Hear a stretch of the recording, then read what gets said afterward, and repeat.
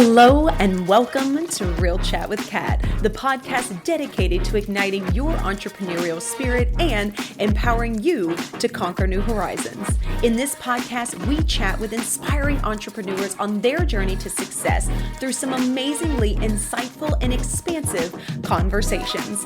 These episodes thrive on thought-provoking chats where our guests fearlessly explore their path to success, sharing their experiences, failures, and triumphs. No topic is off limits as we deep dive into the talked about and not so talked about pieces it takes to build a business, overcome limiting beliefs, deal with personal struggles, and everything in between that shapes our lives and our businesses.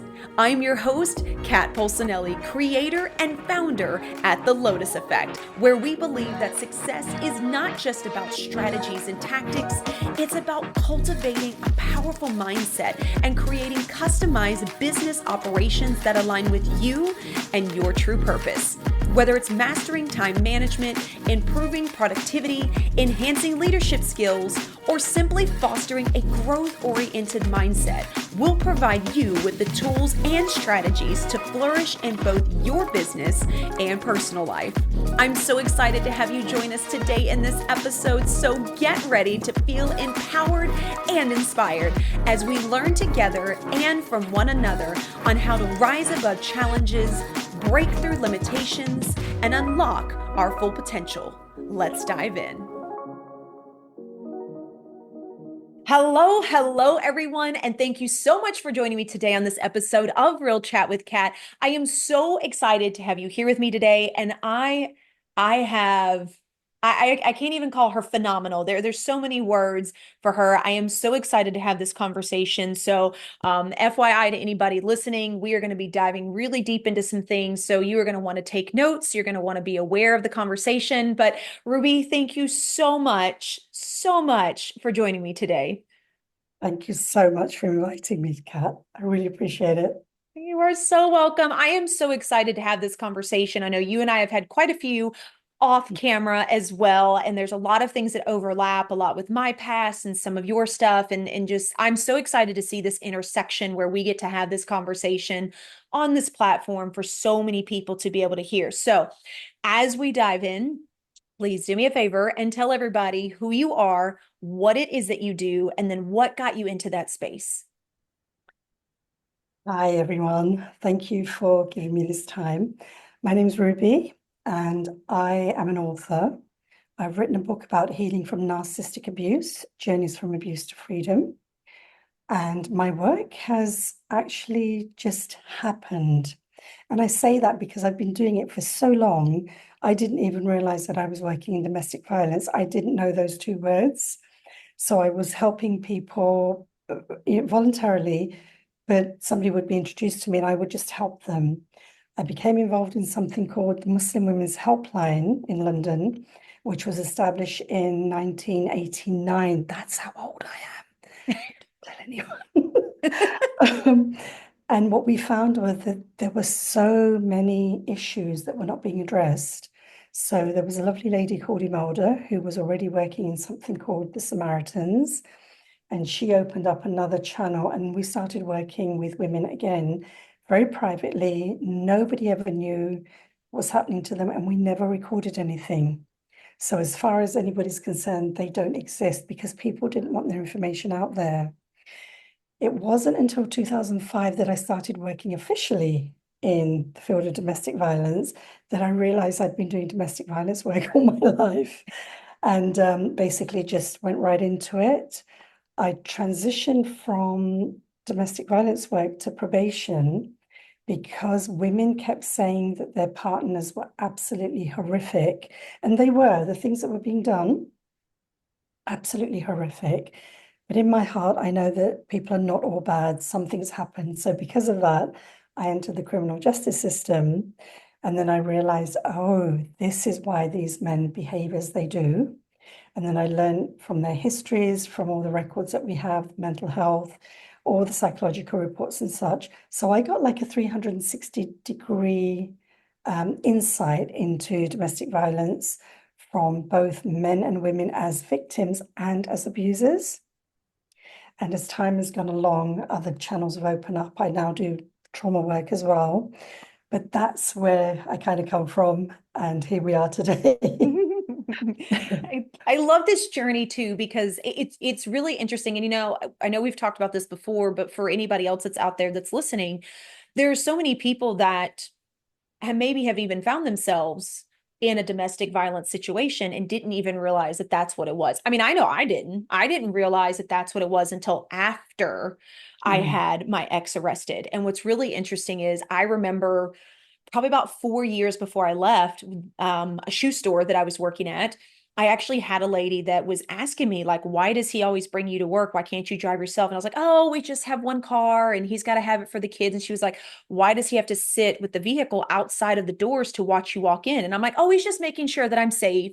And mm, she actually told me at that time, she was like, you realize that that's domestic abuse. And I was like, no, no, no, he's just overprotective.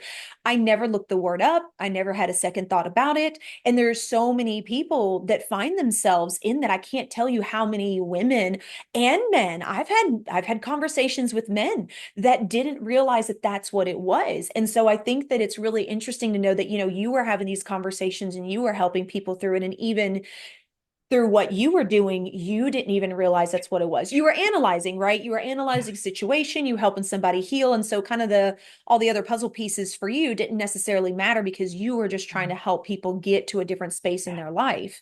But I really, really love the simple fact that you have had this 360-degree view, yeah. because I feel like that is something that we need to talk about a lot more, not to give the abusers a way out or a free card, but so Mm, those that have been through any type of situation understand that it is not your fault, that you did not keep yourself in there for any amount of time, that you don't have to keep beating yourself up. It doesn't mean you're stupid. It doesn't mean you're not educated. It just means that it's time to let go. And I have to say that when I dove into the science and the research behind why these people do some of the things that they do, that is actually when I was able to fully forgive my ex. mm, Now, still don't like him. I do not have contact with him, but I don't despise him. I almost feel bad for him. I don't mm. allow what it is that he did and say that that's okay, but I have made so much peace with it, knowing that, like, ultimately you are a sick individual, like mentally you're sick, and I feel sorry for you for that, and the fact that you will never know that you can go get help to figure out how to be a better person. It's such a difficult situation to try to even begin to explain, which is why I no longer do long-term one-to-ones. Because for a person to believe that somebody that they've loved, liked, enjoyed, had really good times with, to understand how domestic violence works and to accept that somebody did it to you deliberately is usually beyond people's comprehension. And Mm-hmm. unless they get that nugget, unless they begin to understand and be able to let go of that little piece, which is so critical in this puzzle, you can't help them move forward because they keep coming back to saying, no, but he was going through this. And it can happen the other way around, incidentally. Obviously, men, women, both can be victims, but they keep protecting the abuser, thinking, no, no, no, this happened. He lost his job. His cousin was sick. Something happened to the car. They keep making excuses without being able to stop and look back and think about themselves. And so, this thing about what you just said, that you can understand why he did what he did and you have some level of feeling sorry for him. It's good that you can do that and let it go, because the problem is most people that get to that level keep feeling sorry for them and they need to stay in their own lane. I keep telling people, go there, touch it, and come back into your space. So once they've learned that there are some issues with their partner, it's okay to go to that space, but not for too long, because those boundaries getting blurred is really a complicated issue. And it's very problematic for the person that's experiencing the abuse, because it's a lot easier for them to slip back into feeling sorry than it is for them to move forward and figure out what they need, because we all need very different things in that kind of environment. So what my work has shown me is to give people as much information as you can, using stories, using facts where you can, and leave it with them. Because when I've tried in some cases early on, so we're going back many, many years, when I tried to say, can you see that this is what's happening? They normally have been 50-50 in terms of seeing whatever we were identifying. But the reasoning always ended up with, no, but he's doing that because Mm-hmm. I know him. So that kind of martyr complex that I'm the only person that can save him because I know what he's gone through over 10, 15, 20, however many years it would be. So I had to leave people in that space and just keep giving them the information. The more information I gave and left with them, I found people took what they wanted and they started building themselves up internally.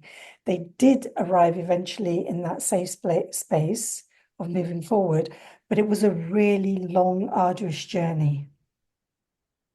So Yeah. when I did my master's degree and the research I did with that, the women on that program had all left their partners, but they were in that state of chaos. You know, when you're lost, you're invisible, unseen, and unheard.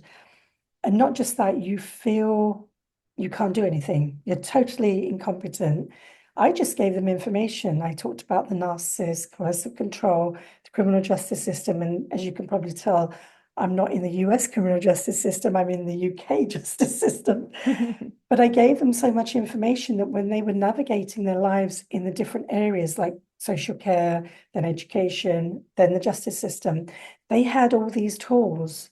And I didn't even see it as that. I was just giving information that might help at some point. In 2.5 years, the ladies were all completely independent and free. And they said to me, Ruby, it's because of the information you gave me. And I thought, all this time, I've been working at trying to help people. When you try to help, you don't hit the sweet spot. When you give them what they need, they can take whichever mechanism they need for their life, and then they run with it. Mm-hmm. So it's like you said, it's such a, I think the two words domestic violence are spoken of in an inappropriate way. And I say that only because whenever I've asked a woman, tell me what's happened to you, they inevitably use the word violence. He was violent towards me. He was such a violent man. Every single time I've asked these particular women, did he hit you? Did he punch you? Did he slap you? They've always said no, because violence to them has meant making me scared and so scared that I couldn't move. And when we override it by saying, no, this is this and this is this, we take away their agency to be who they want and take the time they need to arrive. I love this so much too, because, this is something I have really started having conversations with people about. And that is because the word domestic violence for Mm, me doesn't necessarily mean what most people think it means. I gave a speech for a charity event for the Domestic Violence Center, and I actually had people raise their hand. And I was like, please show of hands if the word domestic violence or abuse means that somebody has hit you. And it was over half of the room. And then when I asked everybody, now for you that didn't, do you realize that it can mean emotional and psychological and mm, financial? And they raised their hand. But what's really interesting is we have put such a label, an own definition of what the word abuse means, that we forget that abuse can be encompassed in so many different areas. And I'm not saying that it doesn't mean that these women didn't or men didn't get hit. I was hit. mm, Was that the main form of my abuse? No. Mine was more emotional and psychological. It was more of that coercive control, like you talked about, that a lot of us don't know what that word means. I mean, I just figured out what gaslighting was mm, 2 years ago. I've been out of my situation for 10 years, and I did not know what the word gaslighting meant. And so there's so much information, but we are not talking about this information. We're not educating people about mm, this information. And like you said, a lot of us, because we are nurturing or because we want to help someone, we listen to their excuses, and their excuses become our excuses as to the reasons that we stay, the reasons why we allow them to do the things that we do, and the reason we continue to allow those things to happen. I mean, I know that, for example, that was me, for a really long time. And like you said, people don't realize that once they're in that frame of mind, you can't just flip a switch to see something different. And I love that you are giving this information and just putting it out there and putting it in front of people, because ultimately that really is what we need in order to figure it out. So I'm going to answer the big question that everybody wants to ask but never does ask. Why don't you leave? This is exactly why, because there's a lot more mental components and breaking down of things that are done. And then you become the person that makes the excuses for that person, just like a parent does for a terrible child. You don't want to see the bad in your child, so you make the excuses to feel better that your kid maybe isn't being a bully or they're not doing that. It's the same thing in relationships. You don't want people to think that you're in something like that. So you begin to say, oh, no, it's because of this. But what ends up happening is your brain doesn't realize that you are just kind of telling a small story. It starts to believe that that is your narrative and that is your reality. And that is what makes it so difficult to ultimately leave.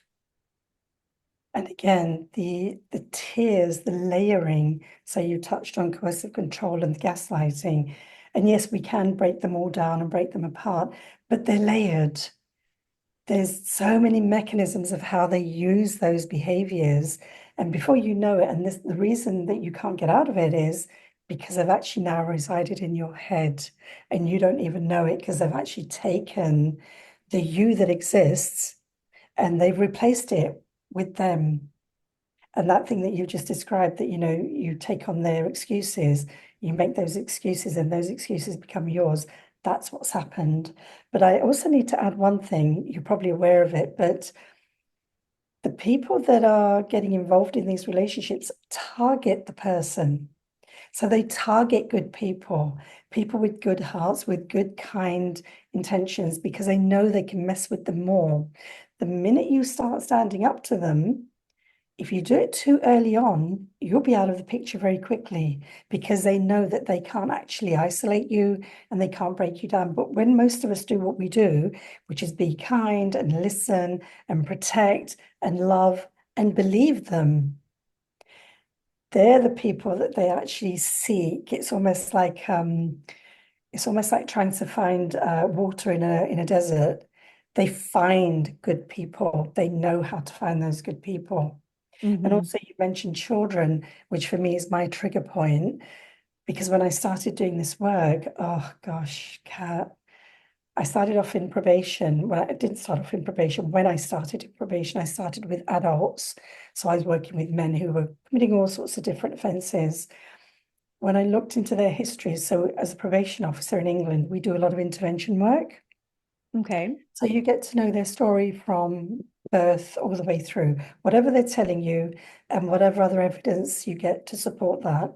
When I was looking into their early years and in their education, most of them didn't have an education.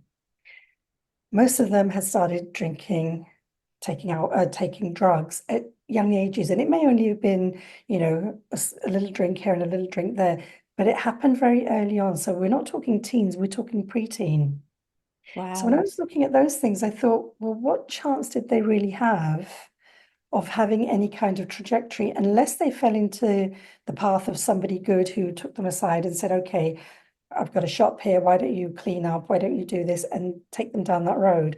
So what I Mm-hmm. started seeing was there was something happening much earlier on. And because I wanted to make a difference, all the work I do, I want to do the bit of work that makes a difference. I chose to leave probation and go to youth offending because I thought they're younger, I can work with them better.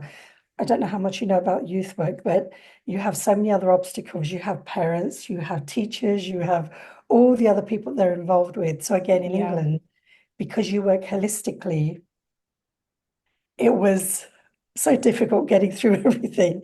But again, what I started noticing was it didn't start in the teens. It was starting much earlier. So their problems didn't start when they were 11, 12, 13. It wasn't a case of bullying that led them to do something. They'd been neglected.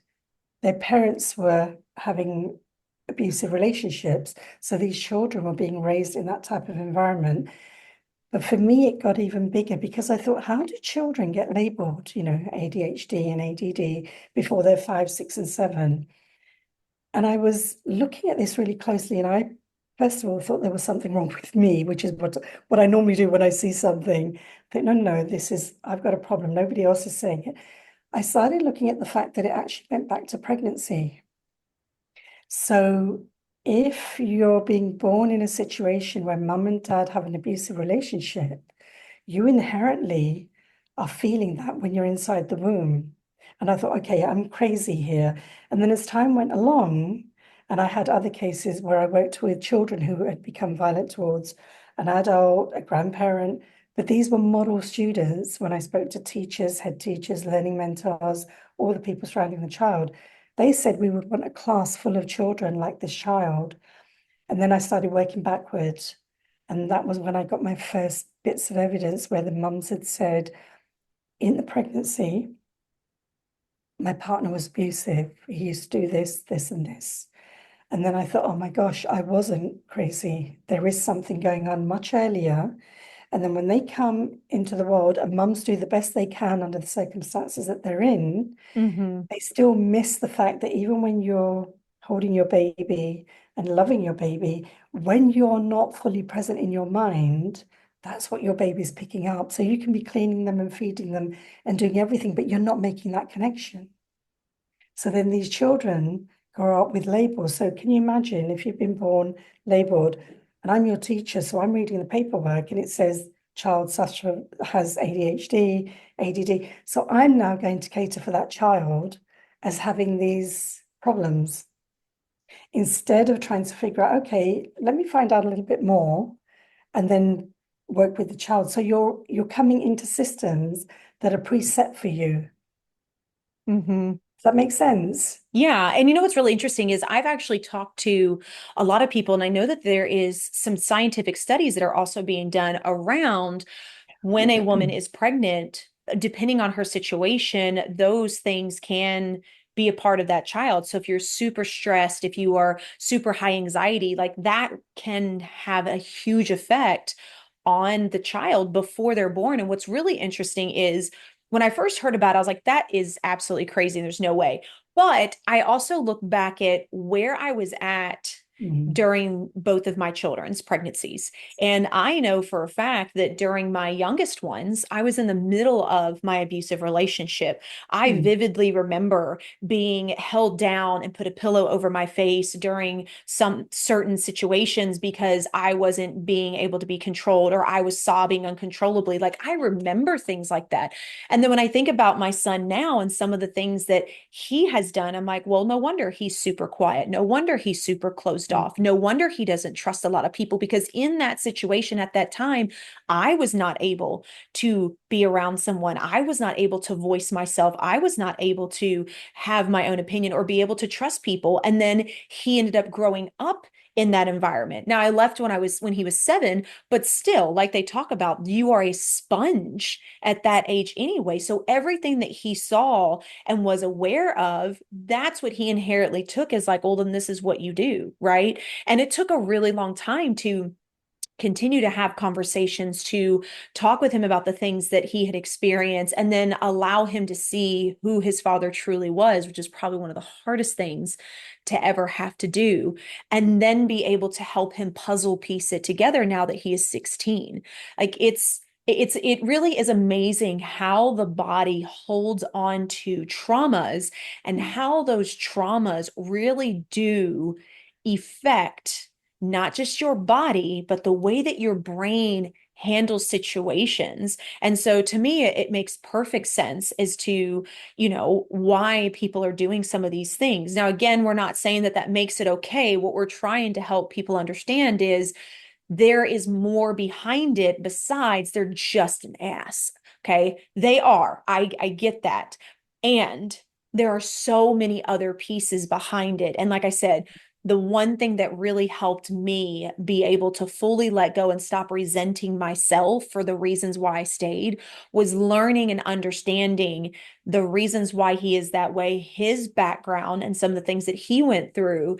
And again, you transition from this resentment and hatred to, I really feel sorry for you because it means that somebody didn't love you. It means that somebody didn't take the time to be there for you. It means that somebody didn't take the time to love you the way a mother or a father should. So you inherently grew up in turmoil and in chaos, and that became your normal. And because Mm. you don't recognize it and you're not willing to go and speak to someone, you have turned into this person now that is hurting other people. Beautifully said and absolutely perfect, because that's what was happening with the men that I was supervising on probation. I have had grown men, 6 foot 3 and 4, sitting in front of me and crying because I think what they found in me, because domestic violence is the area that I kind of specialized in, that when I spoke to them, they didn't feel threatened. They certainly didn't feel challenged, and they felt able to, maybe for the first time, speak about what was really happening internally. And yes, they weren't listened to. And yes, they didn't have anybody that cared. And the other thing was, they also didn't understand why they behaved the way they had to come into the criminal justice system. So when you haven't been listened to for so long, where do you take that? Which is also why we need to work on men and domestic violence, because there are so many good people that don't have a place to go and voice that issue.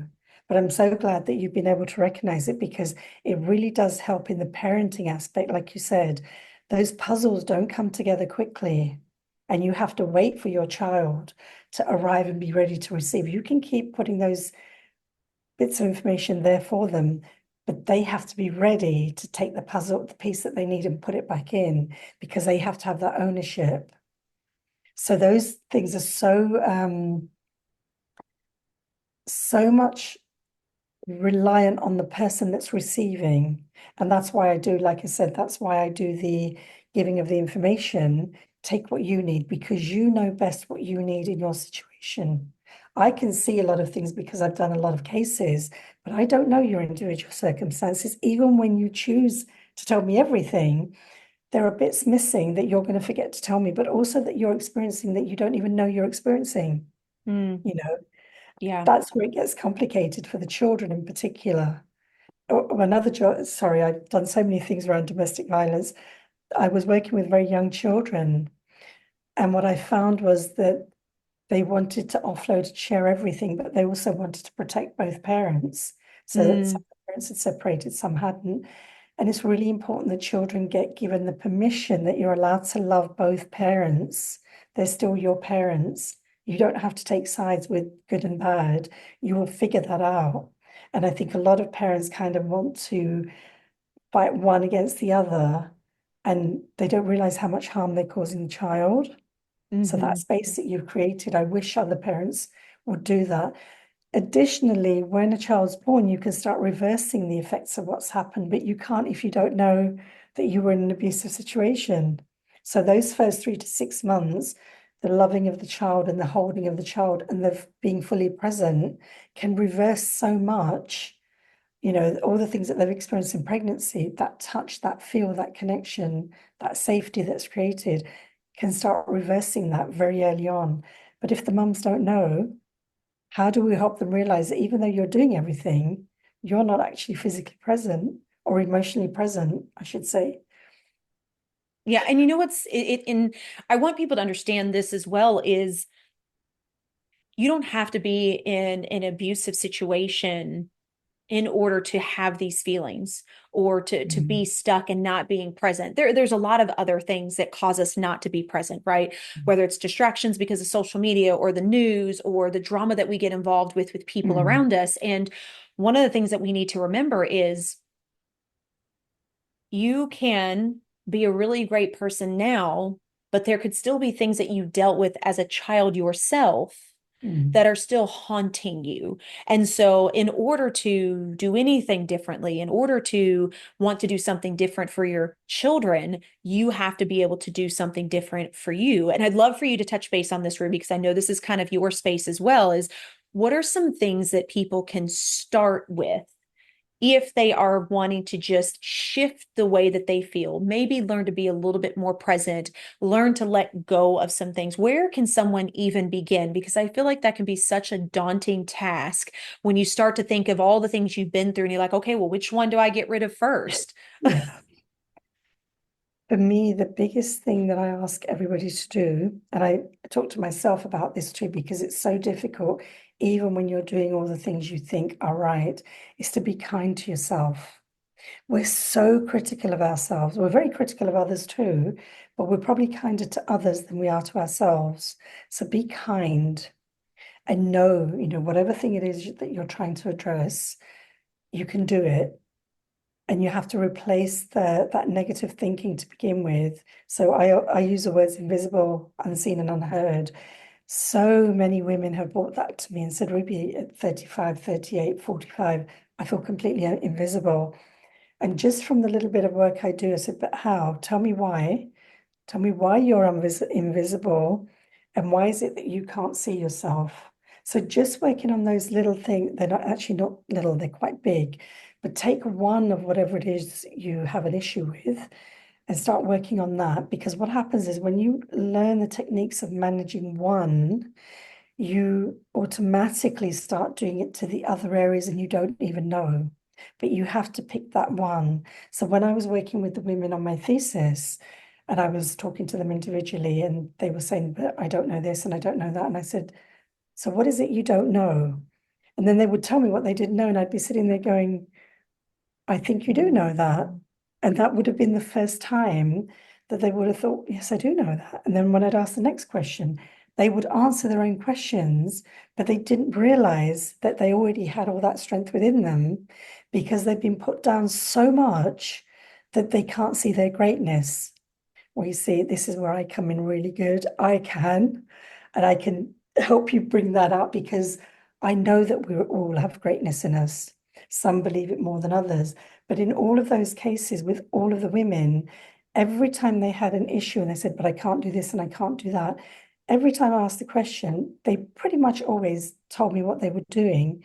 And then when I'd say, so how is it that you're invisible? Because I see you, I hear you, and you seem very clear about what you're talking about. And I do that with children too.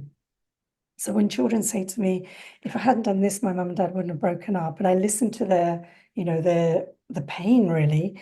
And then I say, well, tell me what it was you did that made your parents get a divorce. And then when you put them on the spot, so this is what's happened to me up until now, they can't think of anything.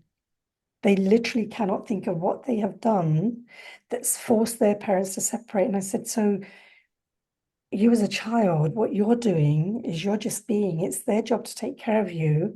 What's happening between them has got nothing to do with you.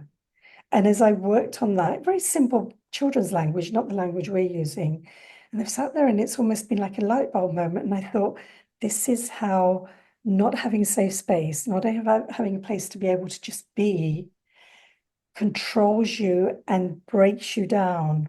And all it takes is for one person to come along and just be there. You don't even have to say anything. They just need to know that you're a safe person. I have a website and I have a number of videos on there. There's a very tiny one called Timekeeper, and they show how domestic violence happens in the home. And this is without the shouting and the screaming. You know that chilling kind of feeling where you're not just on eggshells. It doesn't matter what you do, you're in the wrong. So you walk into a home and that atmosphere is there just to destroy you. So basically, it's a family, husband, wife, and child. The child goes to school and he has a teacher who understands what this is. She doesn't do anything much with him, but she takes him out into the kind of garden that they have. So he's now free just to have air, trees, leaves, and let everything roll off of him and do his work and just be able to be. And it starts releasing that pent-up energy that he has.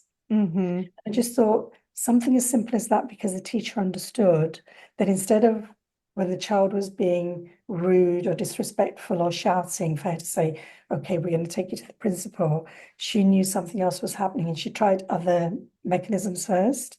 Simple things like that can start unlocking and enabling a child to maybe say what they need to. or talk about something that's happening inside. Does that feel like it's covered a Oh, few? yes. I'm just like taking it all in because there's so many things that I want to say, and I know we're almost out of time. Um, Ruby, we may just have to have you back for another discussion. But I want to bring this to people's attention, just to kind of reiterate what you were saying is sometimes all that people need is just to know that there is a safe space to be. And so I know that there are a lot of people that are like, well, I know of someone that went through this. How can I help them? They just need to know that you are a safe place to be, that you see them, that you appreciate them, and that you love them for who they are. Because when you are going through this, whether it's from your childhood or relationship, you feel as if you have been completely broken, and there is no way that anyone can see you past those pieces. And Mm, what's really interesting is when people learn to not try to fix it, but just be there, it allows that person to pull all of those pieces together and feel whole again. I love to use this example, and I've talked about this a little bit, but my husband was that for me. When him and I got together, I, one, dumped everything on him so that he knew what he was getting himself mm, into. But two, when I would have certain flashbacks or triggers that happened, what I started doing, which was really, really hard in the beginning, was I would stop the conversation or come back to and say, hey, I need to tell you something. This has nothing to do with you. This has everything to do with me, but I need to teach my brain that this is no longer the truth. And so I would walk him through the scenario and I would say, hey, like you said this, and I know that you were joking, but this is how I took it. This is where my brain went. And what was really awesome was he didn't try to interrupt me. He didn't try to fix it and be like, but that's not what I was doing. He just listened.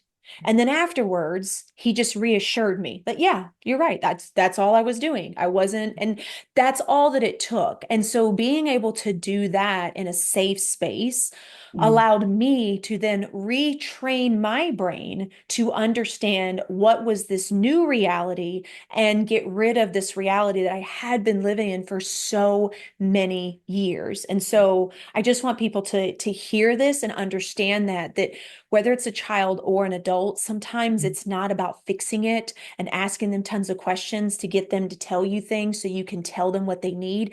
It's just listening and letting them verbalize themselves, because a lot of times when we do, we start to put the pieces together and then the brain starts to catch up. And that's honestly a lot of times what we're doing. And I feel like that's what I did for a really long. I still do it. There's still times, not as much, but there's still scenarios where I'm like, this really worries me, this really triggers me, or whatever the case may be. And we just walk through it. And after I talk it out, it's so much easier for my brain to go, oh, okay, so what used to happen isn't going to happen. So we're good. We can put that to rest. And that's all that a lot of people need. I think that we complicate things a lot more than they need to be because we feel like healing is this huge deal. Don't get me wrong, it is. But Mm. there are so many simplistic ways to put yourself in that journey to lead you in a different direction to give you that peace back that you've been searching for. I fully agree and support everything you said, but I do have to bring in the proviso. You're with a very good person. So you have to make sure that you're with a safe person, like you said. I think Mm-hmm. you're very fortunate, and I hope it stays that way, and God willing, it will.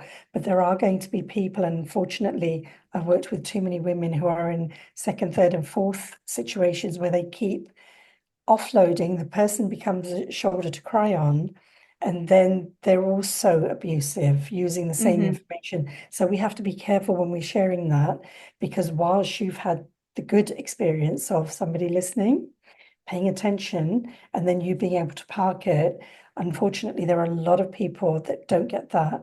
So, there's that little proviso that be careful when you're entering another relationship, protect yourself first. Mm-hmm. And, if the person's just listening to your story and not showing enough of theirs, you need to be thinking twice. So I don't want to put any dampeners in the No, I place, but love that. Thank you I for think that follow it's, up. yeah, it's for each of us, that journey of finding the safe person is quite difficult, because when you've been through so much, you start thinking negatively. But it's good that your story is a great one to end on because it is. You've had such a tough journey and you've arrived in a really good space and you're working with your children as well. So all of that is wonderful. And that's where we're trying to take people, men and women and children too. Yeah. I love this. No, I appreciate that. I love that you filled in those spaces and those gaps and make sure that people are being aware of their situation and who they're sharing with. So Ruby, do me a favor then as we come to a close. Please share with us either a quote or a piece of advice you would like to leave the audience with. I would like people to know whatever happens to you in your life, good, bad, and indifferent, your body keeps the score. I love that so much. And we can heal. We can always heal. Oh, it's such a beautiful thing to end on, Ruby. Thank you so much. Please do us a favor. Tell everybody where they can find you, how they can connect with you, how they can be in your world. So I have a website, www.insura.com, which I think you'll post beneath the episode, and an email, info.insura@gmail.com. Please contact me or please go onto the website. There's lots of free resources. I'm trying to put as much information as I can for victims, practitioners, and everyone else to just take what they need and contact me. If you need me, I'll be there. I love that so much. Ruby, thank you again so much for all of your insight, all of your knowledge, and really being able to share more than one side of something that's so complicated in our society, I feel like. Thank you so much for inviting me. I really appreciated it, Kat. Thank you. You're so welcome. To everybody else out there, take a deep breath, shake it all out, especially for you that have been in situations like this, that this may have been an interesting moment for you to sit through. Don't let it just sit in your body. Make sure you're moving around. I know that this can be a tough conversation, and if we don't have the tough conversations, how on earth are we supposed to make a difference? So please be aware of your surrounding. Please be aware of other people that you are around as well. And just know that sometimes the easiest thing for you to do is just sit with someone and know that you are their safe space and you are the person that they can just feel seen by. Sometimes that's all that we need. And I know that that seems so simple, but I think we tend to complicate wanting to fix and help everyone. So until next time, do one thing positive for someone each and every day and see the difference that it makes in your life. So until next time, catch you later.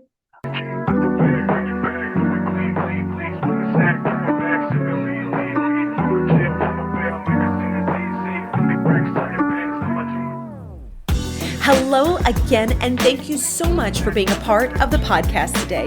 If you enjoyed this episode and it brought tons of value, we ask that you please share, like, and subscribe. Your support means the world to us and helps us to reach even more inspiring entrepreneurs who can benefit from these powerful conversations. If you haven't already, be sure to leave a review on your favorite podcast platform, as this feedback is an amazing gift that fuels our growth and helps us to continually improve this podcast. Looking for an extra dose of inspiration and empowerment? Then be sure to connect with me on social media. You can find me at The Lotus Effect, where I share valuable resources and tips while sharing my own journey of being an entrepreneur. And if you're interested in learning more about my coaching programs and services, be sure to check out my website at the-lotus-effect.com. Once again, thank you so much for being a part of Real Chat with Kat.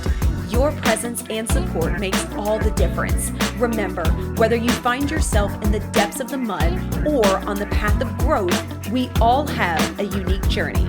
And just like the lotus, some of us start in the dirtiest of mud, yet as we rise and grow, we blossom into something beautiful, unique, and truly one of a kind. To all of my visionaries out there, keep rising and growing as you create your own Lotus Effect.